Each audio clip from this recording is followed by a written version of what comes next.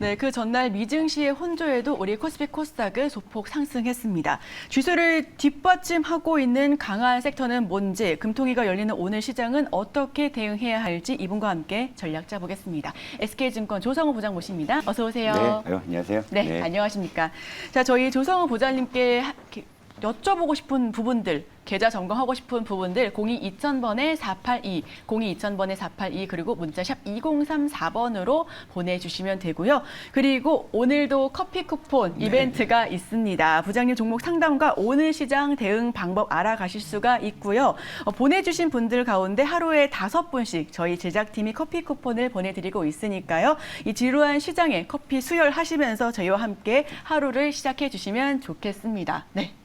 이렇게 계속해서 이벤트를 많이 저희가 또 이제 보내드리고 있는데 너무 많이 참여를 하고 계신 것 같아요. 네, 뭐 커피도 좋지만 이게 사실 의미가 있는 게 이제 여러분들이 이제 뭐 계좌를 캡처해서 보내주시더라고요. 네네. 근데 보내주실 때 사실 뭐 이제 비중이나 뭐 이렇게 수익률 이런 것도 이제 같이 이렇게 한꺼번에 보실 수가 있으니까요. 보내주시면은 제가 이제 그걸 보고 가급적이면 제가 좀 전화를 드려요. 전화 드려서 요건 좀 요렇게 좀 하셨으면 좋겠다라고 제가 일단 점검 다 해드리거든요. 그러니까 이참에 여러분들 저기 포트 점검 한번 좀 받아 보셨으면 하고, 그리고 좀 요건 좀 개인적인 부탁인데 저도 잘 알아요. 요즘에 사실 정체불명의 막 문자나 뭐 전화가 많이 와서 뭐 모르는 번호 잘 안 받으시고 막상 또 제가 전화 드려도 되게 의심스럽게 뭐 받으시고 정말 맞는지.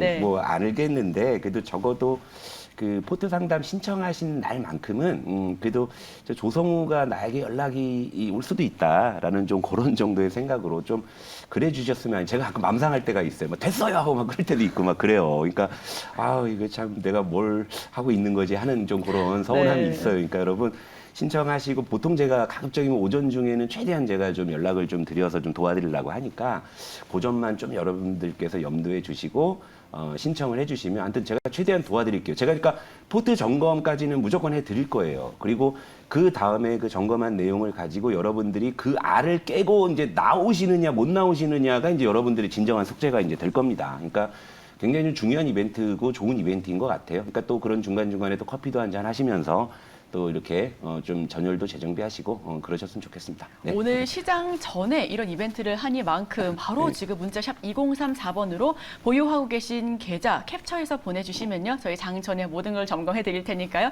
지금 빠르게 보내주시면 좋겠습니다. 저희 시간이 없죠. 주제 네. 공개해 볼까요? 네. 주제 보여주세요.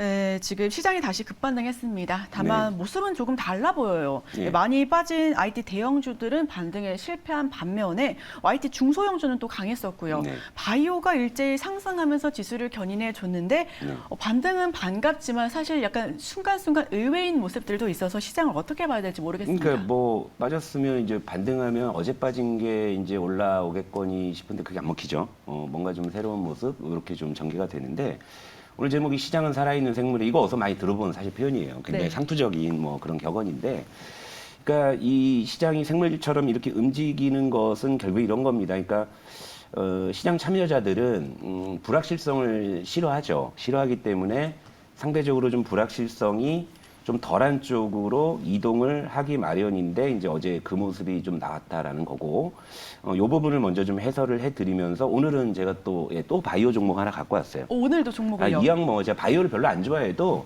이왕 하는 거 제대로 멱살 잡고 한번 해가지고 또 이제 기대 수익을 좀 또 높게 가져갈 수 있어요. 그러니까 왜냐하면 이왕 하는 거 눈 부릅뜨고 저도 이제 후벼 파고 이렇게 하는 거예요. 그러니까 이왕 여러분들께 바이오 종목 소개해드리는 거 제가 절차하게 분석해가지고 좀 그래도 좀 많이 갈 수 있는 그런 좀 끼가 있는 애들, 이런 거 좀 제가 좀 골라내고 있으니까 끝까지 채널 고정해 주시고, 자 코스피 차트 갈게요. 네.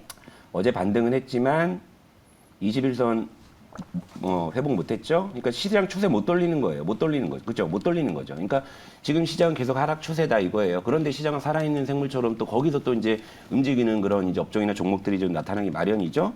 저 어제 외국인 코스피 1,650억 팔았고 선물 1,120억. 그러니까 그 전날에 좀 어처구니 없는 좀 그런 급락보다는 수급 상황은 좀 비교적 좀 안정되는 그런 모습인데, 근데 어제 왜 이렇게 강한 좀 어떤 반등이 나오지 않았느냐. 그 이유는 여러분 아시다시피 어제 삼성전자, 하이닉스가 전혀 반등을 하지 못했죠. 자, 코스피 전기전자로 갈게요. 자, 최근에 좀 모습이 별로 안 좋죠. 자, 그저께 이제 삼성전자, 하이닉스의 그 하락 이유가 그 중국발 이 오더컷이다 이런 이제 루머라고는 하는데 어제 반등 못했잖아요. 그렇죠? 그럼 이게 루머가 아닐 수 있다라고 생각해야죠. 이틀 동안 외국인이 전기전자를 5천억을 팔았어요. 어제 코스피를 그러니까 어제 코스피를 1,500억 정도 팔았는데 전기전자를 1,670억을 팔았잖아요. 그렇죠? 그러니까 이게 루머일까? 이렇게 우리 물음표를 가져야 된다니까요. 물음표를 가져야 돼. 그러니까 시장 참여자들은 뭐 루머라고 해서 이게 루머다 하고 막 사는 게 아니에요. 그러니까 이게 과연 루머일까라고 이제 물음표를 갖기 시작하는 거잖아요. 그죠? 근데 이런 분위기에서 이제 어제 말씀드린 뭐 미중 갈등에 대한 시나리오도 있죠. 그리고 간밤에 뉴욕 증시에서 엔비디아의 실적, 결국에 그 굉장히 중요하다고 어제부터 얘기 많이 나왔던 거였죠. 네네. 근데 엔비디아의 1분기 실적은 좋았는데 2분기 실적 전망이 하향되면서 시간으로 지금 급락하고 있잖아요. 그렇죠? 이러다 보니까 이제 시장 참여자들은 아무래도 이제 그 기술주에 대한 어떤 투자 심리가 위축될 수밖에 없는 거니까 삼성전자나 하이닉스가 어제 많이 빠졌다고 오늘 오를까라는 홀짝 게임을 이제 할 생각이 별로 없는 거예요. 그러니까 홀짝 게임이라는 건 어떻게 보면 50%만 맞추면 되는 확률이지만 50%라는 확률 가지고 투자하기 쉽지 않은 거죠. 적어도 51%는 내야 할 수 있는 거잖아요. 그러니까 기술주에 대한 투자 심리는 계속적으로 이제 위축이 되고 있는 이런 상황이니까. 그러니까 시장의 수급은 역시 살아있는 생물처럼 어디로 이제 흘러가야 되는데 상대적으로 좀 불확실성이 좀 덜하고 리스크가 덜한 쪽으로 그렇게 움직이고 있다. 이렇게 볼 수 있는 거고. 자, 어제 이제 반면에 코스닥 이제 중소형주가 좀 강한 건 제가 이제 설명을 드릴게요. 네. 자, 그저께 삼성전자, 하이닉스가 이제 급락을 하는 와중에 삼성전자에서 450조 투자 이 계획 발표했습니다. 근데 그저께는 워낙에 시장 자체가 분위기가 안 좋았기 때문에 이 삼성전자의 그 투자의 어떤 모멘텀이 먹히지 않았잖아요.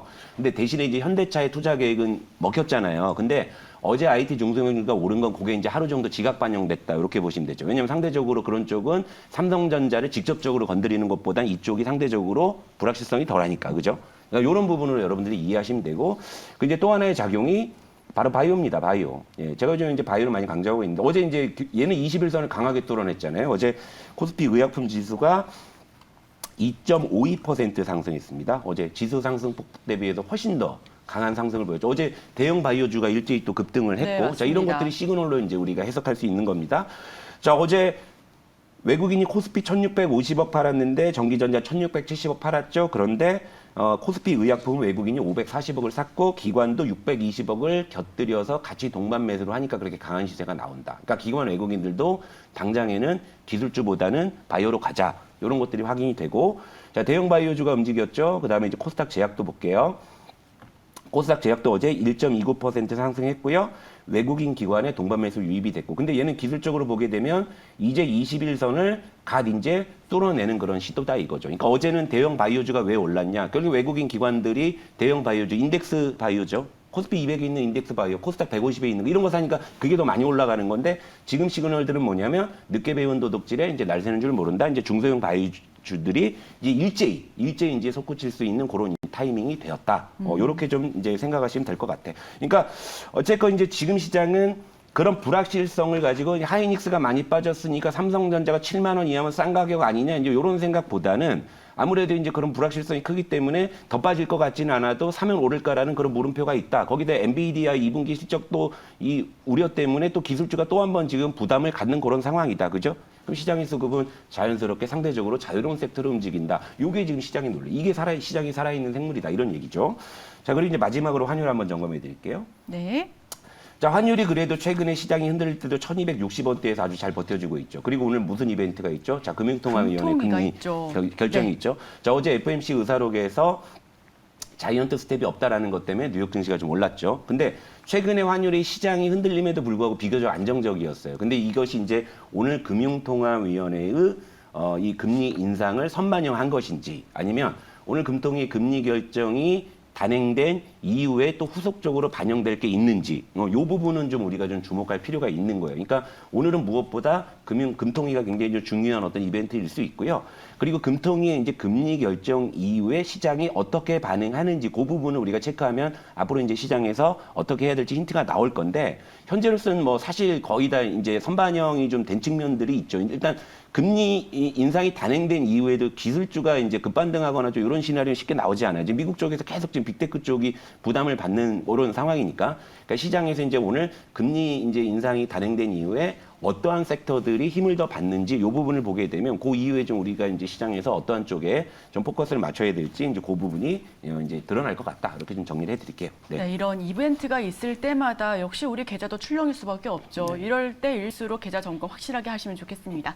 네, 문자 샵 2034번으로요. 가지고 계신 종목들 가지고 있는 캡처 바로 보내주시면 저희가 하나하나 다 점검해 드릴 테니까요. 지금 빠르게 보내주시면 좋을 것 같고요. 저희 커피 쿠폰 이벤트 오늘도 진행 중입니다. 많은 분들 참여 부탁드릴게요.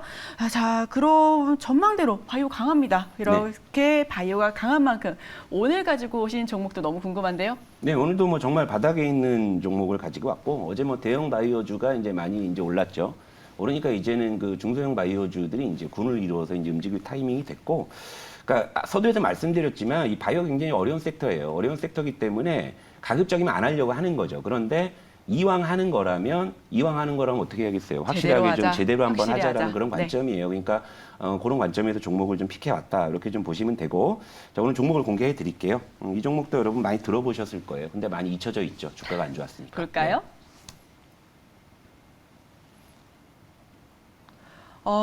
네. 예, 알고 계시죠? 펩트론 예. 많이 알고 계신 종목인 것 많이 같아요. 알고는 네. 계신데 이제 많이 좀 잊혀졌죠. 근데 다시 이제 좀 끄집어낼 때가 온 것 같다. 이렇게 좀 말씀을 드리고, 자, 펩트롤의 주요 체크 포인트. 참 이게 이슈가 좀 많이 있어요. 그래서 좀 이제 정리를 해왔는데.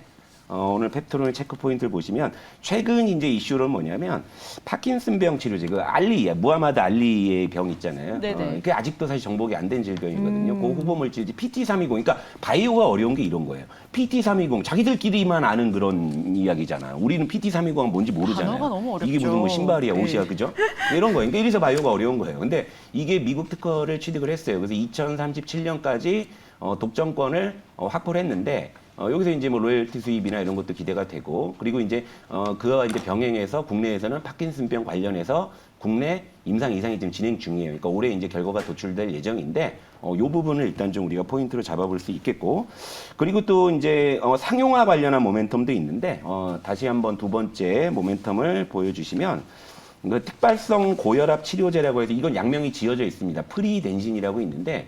이게 이제 다음 달에 유럽에서 3상에 이제 돌입을 해요. 근데 이게 호주의 그 인백스사와 이제 공동 개발하고 있고 이제 상용화를 전제로 임상을 하는 건데 이게 포인트가 뭐냐면 2상 단계만 하더라도 요거는 이제 매일 이게 주사약이에요. 주사약인데 이걸 매일 맞아야 되는 거였는데 이 펩트론의 기술이 이제 접목된 3상에서는 일주일에 이제 한 번만 맞는 걸로 임상이 들어가는 거죠. 그러니까 여기서 효과가 있다고 하면 바로 이제 상용화가 될 수 있는 그런 겁니다. 그래서 이것도 굉장히 좀 폭발력이 있는 그런 좀 모멘텀이라고 볼 수 있고, 또 이 펩트론이 다른 어떤 바이오 기업과 이제 차별화되는 게 하나 있는 게 얘들이 CDMO, 그러니까 이게 항체 의약품 생산시설, 위탁 생산시설을 얘기하는 건데 요걸 가지고 있어요. 그러다 보니까 어떠한 장점이 있냐면 자기들이 개발하고 있는 그런 신약에 대한 임상 시약 같은 거를 여기서 이 충북 오송에 있는 공장이거든요.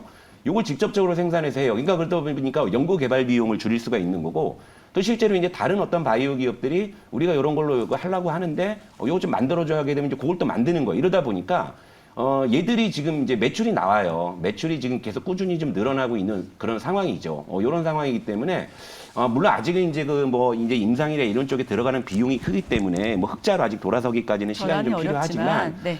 일단은 그 돈을 벌고는 있어요.